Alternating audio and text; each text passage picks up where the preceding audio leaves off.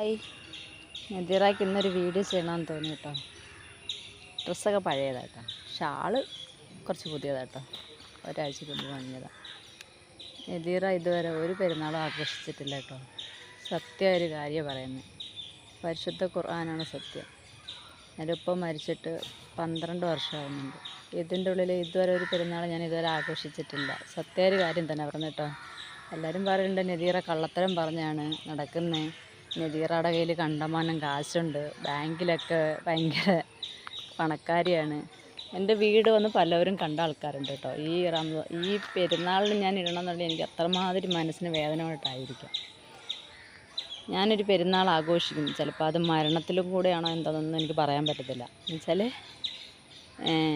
എൻ്റെ കുട്ടികൾ, എൻ്റെ ഉമ്മ, എൻ്റെ സഹോദരങ്ങൾ എല്ലാവരും ചേർന്നൊരു പെരുന്നാൾ ഏതെങ്കിലും ഒരു സമയത്ത് ഞാൻ ആഗ്രഹിക്കുന്നുണ്ട് നടത്തണമെന്ന്, കൂടണമെന്ന്. എന്നുവെച്ചാൽ ഫസ്റ്റ് എൻ്റെ ജീവിതത്തിലെ ഏറ്റവും വലിയൊരു സ്വപ്നമാണ് ഒരു വീടെന്നുള്ളത്. എൻ്റെ ഉമ്മ താമസിക്കുന്ന വീടും നമ്മുടെ വീടും വന്ന് കണ്ടിട്ട് ആൾക്കാർ പറഞ്ഞ പല കാര്യങ്ങളും നമ്മുടെ മനസ്സിലുണ്ട്. ഒക്കെ പോട്ടെ, പടച്ചവൻ വലിയവനാണല്ലോ, എന്നും നമ്മളെങ്ങനെ ഇടത്തില്ലല്ലോ അല്ലേ. അപ്പോൾ എൻ്റെ മനസ്സിൽ എത്രമാതിരി വേദന ഉണ്ടായിരിക്കും ഞാൻ ഈ വീഡിയോ ഇടുന്നത്. പലരും പറഞ്ഞു നദീറ എല്ലാവർക്കും ദാനം കൊടുക്കുന്നു, അങ്ങനെ ചെയ്യുന്നു ഇങ്ങനെ ചെയ്യുന്നൊക്കെ. സത്യം കേട്ടോ.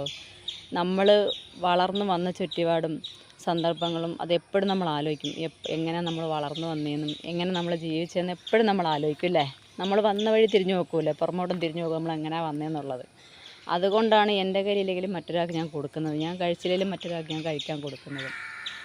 അപ്പം ഇന്ന് വലിപ്പെരുന്നാളാണ്.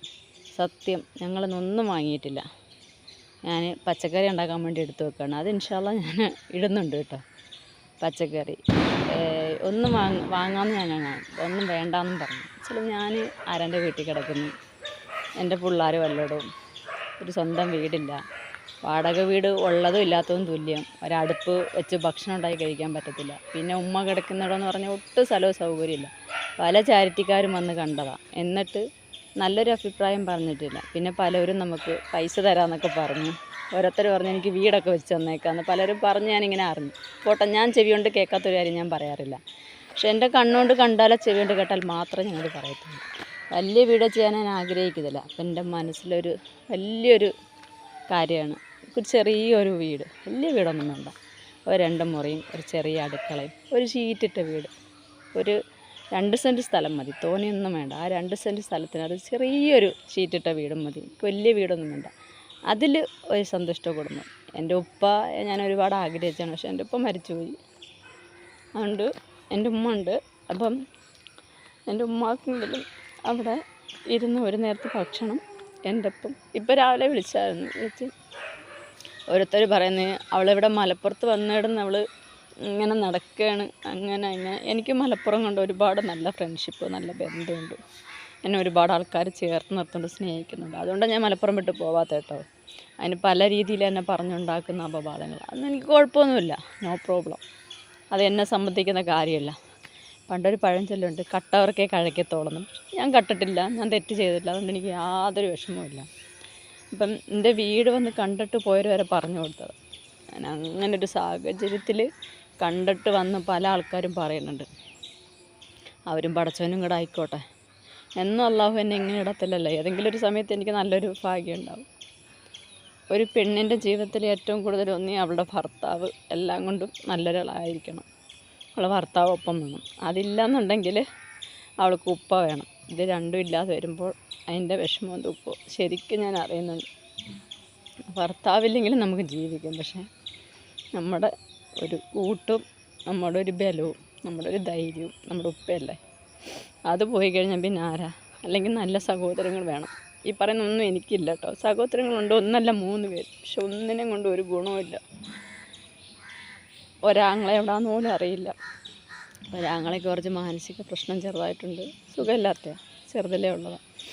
ഒരാങ്ങളെയാണെങ്കിൽ എന്താ പറയുക, അതിന് വാടക വീട്ടിൽ, അതിന് സഹായിക്കാൻ നിവൃത്തിയില്ല. പിന്നെ ആകളുള്ളൊരു താത്തയാണ്. അത് നമ്മളാരും ഒന്നും കൊടുത്തിട്ടല്ല അവർ ജീവിക്കുന്നത്. അവരുടെ ഭർത്താവ് നല്ല രീതിയിൽ നോക്കുന്നുണ്ട്, അവർ നല്ല രീതിയിൽ ജീവിക്കുന്നു. അപ്പോൾ ഈ നല്ലൊരു പെരുന്നാളിൻ്റെ സമയത്ത് ഞാനിത് പറയണമെങ്കിൽ എൻ്റെ മനസ്സ് എത്രമാതിരി ദുഃഖം കൊണ്ടാണ്. ഞാൻ കുറേ വീഡിയോകളൊക്കെ ചെയ്യുന്നുണ്ട്, വേറൊന്നും കൊണ്ടല്ല, മനസ്സിന് സന്തോഷം കിട്ടാൻ ഇങ്ങനെയൊക്കെ ചെയ്യുന്നു. പിന്നെ എല്ലാവരുമായിട്ട് നല്ല സഹകരണം, നല്ല ബന്ധമായിട്ട് പോകുന്നുണ്ട്. അതിൽ പലവരും പല രീതിയിലും നമ്മളെ കാണുന്നുണ്ട്. പക്ഷേ അതിലൊന്നും യാതൊരു വിഷമവുമില്ല. പക്ഷേ ഈ വീഡിയോ ഞാൻ നിങ്ങളുടെ മുമ്പിൽ പോസ്റ്റ് ചെയ്യുന്ന പറഞ്ഞാൽ എൻ്റെ അത്ര മനപ്രയാസം കൊണ്ടാണ്, വേറൊന്നും കൊണ്ടല്ല കേട്ടോ. അപ്പോൾ എല്ലാവരും എൻ്റെ വീഡിയോ കാണുക, ലൈക്ക് ചെയ്യുക, കമൻറ്റ് ചെയ്യുക, സപ്പോർട്ട് ചെയ്യുക. എൻ്റെ വീഡിയോ ഇഷ്ടമെങ്കിൽ എല്ലാവരും ഷെയർ ചെയ്യുക. എല്ലാവർക്കും എൻ്റെ ഹൃദയം നിറഞ്ഞ നല്ലൊരു ബലിപ്പെരുന്നാൾ ആശംസകൾ നേരുന്നു. സഹായിക്കാൻ പറ്റുന്നവരുണ്ടെങ്കിൽ സഹായിക്കുക, അല്ലെന്നുണ്ടെങ്കിൽ വീഡിയോ ഷെയർ ചെയ്യുക. ഈ വീഡിയോ ലോകരുടെ മുമ്പിൽ എവിടെ വന്നാലും, എനിക്ക് വീടോ സ്ഥലവും ഇല്ല, ഒന്നുമില്ല, ഞാൻ കൊണ്ട് കാണിച്ചു തരാം. എൻ്റെ നാട് കൊല്ലമാണ്, കൊല്ലം ജില്ല പുനലൂരാണ് ഞാൻ താമസിക്കുന്നത്. എനിക്കൊരു റേഷൻ കാർഡ് പോലും പണക്കാരുടെ മുകളിലെ കാർഡാണ്. അതിൽ പോലും എനിക്കൊരു ആനുകൂല്യമില്ല. എനിക്കൊരു വിധവാ പെൻഷനോ അല്ലെന്നുണ്ടെങ്കിൽ ഒരു പെൻഷനോ വാങ്ങി തിന്നാൻ എനിക്കൊരു വിധിയില്ല. അതിലും കൊണ്ട് ചെന്നപ്പോൾ എന്താണ് പറഞ്ഞത്, എൻ്റെ കാർഡ് BPL അല്ല APL അല്ല, അതിലും മുകളിലാണ്. ഈ വാടക വീട്ടിൽ കഴിയുന്നത് 2-3 പ്രാവശ്യം ഞാൻ റേഷൻ കാർഡ് മാറ്റാൻ കൊണ്ടുപോയതാണ്. പക്ഷേ വീണ്ടും അവരങ്ങനെ തന്നെയാണ് തന്നത്. ഇവരൊക്കെ എന്തിനാണ് നമ്മളോട് എത്ര ക്രൂരത കാണിക്കും നമുക്കറിയില്ല. അപ്പോൾ എന്തായാലും ഈ വീഡിയോ പരമാവധി എല്ലാവരും ഷെയർ ചെയ്യുക. ഓക്കെ, ഈ ബലിപ്പെരുന്നാളിൻ്റെ ദിവസത്തിൽ തന്നെ ഞാൻ ഇങ്ങനെ ഒരു വീഡിയോ ചെയ്ത് എൻ്റെ മനസ്സിൽ അത്ര വേദന കൊണ്ടിട്ടാണ്. ഇൻഷാ അല്ലാഹ് അള്ളാഹു ഞങ്ങൾക്ക് എല്ലാവർക്കും ഒരുമിച്ച് ഒരു പെരുന്നാളെങ്കിലും കൂടാൻ അള്ളാഹു തൗഫീക്ക് നൽകട്ടെ എല്ലാവരും കൂടി. ഓക്കെ.